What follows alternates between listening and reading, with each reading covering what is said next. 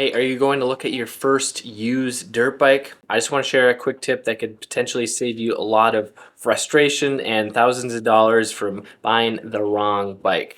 So, one mistake that I see a lot of new people make is just rushing in and buying the first used dirt bike that they find just because they're so excited. And that's totally understandable. You want to buy a dirt bike, maybe even saving up or waiting for years to buy one, and you're just ready to buy the first bike that you find and go out and ride it right away. But after looking at probably hundreds of used bikes over the years, I've learned that a lot of people can be dishonest or withhold information that's important when selling their bike, or maybe they just don't even know because they don't understand what it takes to properly maintain a bike. This could be something like a crack in the engine case, or a stripped drain bolt, or broken spokes, or the top end needs a rebuild, and they started the bike before you got there because it takes 50 kicks to get started. So maybe they're just trying to hide things, which is why a lot of people are afraid to buy a used bike. But if you know what to look for, or if you have someone with you that knows what to look for, then you will be able to stay away from those bikes that will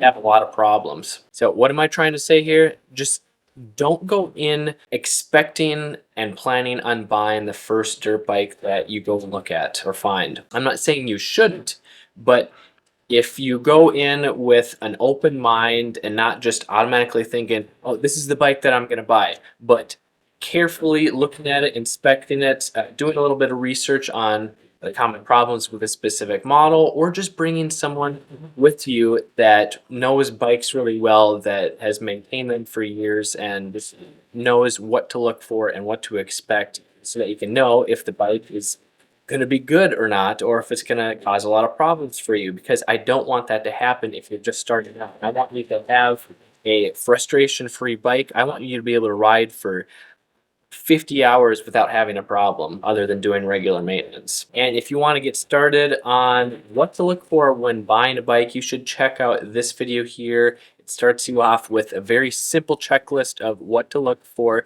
to know if the bike has been well maintained or not, or maybe the seller might be trying to hide something, which is sad, but that's just the world that we live in these days. I'm Kelly Fager from MX Hideout. Ride safe, have fun.